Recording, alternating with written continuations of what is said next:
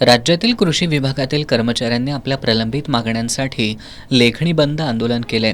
सुधारित आकृती बंदामध्ये कृषी विभागातील कोणतेही पद कमी न करता संघटनेच्या प्रस्तावाला मान्यता देण्यात यावी, सुधारित सेवा प्रवेश नियम तयार करून पदनामामध्ये बदल करण्यासाठी मान्यता द्यावी, लिपिक संवर्गीय पदनियुक्तीची पदं चिन्हांकित व्हावीत, वरिष्ठ लिपिक पदं 100 पदोन्नतीनं भरण्याबाबत सेवा प्रवेश नियमात बदल करावा, लिपिक संवर्गीय कर्मचाऱ्यांच्या वेतन श्रेणीतील त्रुटी दूर कराव्यात, यासह विविध प्रलंबित मागण्यांची निवेदनं आत्तापर्यंत अनेक वेळा शासन स्तरावर देण्यात आली आहेत, मात्र याची अद्याप कोणतीही दखल घेण्यात आलेली नाही।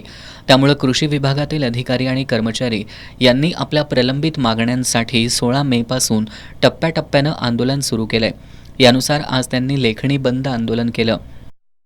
महाराष्ट्र राज्य लिपिक संवर्ग संघटनेच्या वतीनं सध्या राज्यभर आमचं आंदोलन सुरू आहे। आमच्या प्रमुख मागण्या अशा आहेत की जो कृषी विभागाचा लिपिक नवीन आकृतीबंध होतो आहे त्या आकृतीबंधामध्ये आम्हाला प्रामुख्याने विचारात घेतलं जावं। त्यामध्ये आमची पदं कोणती, लिपिक संवर्गाची कोणती पदं कमी होऊ नयेत ही आमची प्रमुख मागणी आहे।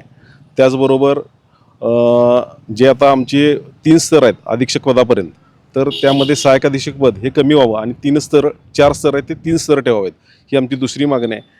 त्याचबरोबर वरिष्ठ लिपिक आणि सहाय्यक प्रशासकीय अधिकारी हे 100% पदोन्नतीने भरावेत असं आमची प्रामुख्याने ह्या 4 प्रमुख मागण्या आहेत। त्यासाठी हे आंदोलन आमचं राज्यभर सुरू आहे। त्यामध्ये जिल्हा स्तरावरनं आता सध्या 85 आमचे कर्मचारी आहेत, ते 85 कर्मचारी टप्प्याटप्प्याचं हे आंदोलन सुरू आहे 16 तारखेपासून। त्यामध्ये सगळे सहभागी आहेत। पहिल्या टप्प्यामध्ये आम्ही हे आता सध्या लेखणी बंदचं आंदोलन सुरू आहे, त्यामध्ये 30 तारखेपर्यंत लेखणी बंद आहे।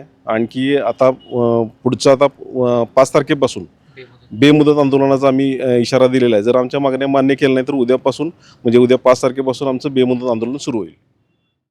या आंदोलनात संतोष काटकर, अनिरुद्ध मगदूम, नारायण कटकुळे, कैलास आर्गे, श्रुती कोळेकर, स्मिता पिसे, रामदास देवळकर यांच्यासह कोल्हापूर कृषी कार्यालयातील 84 कर्मचारी सहभागी झालेत। आज मागण्या मान्य न झाल्यास उद्यापासून बेमुदत काम बंद आंदोलन करण्याचा इशारा आंदोलकांनी दिलाय।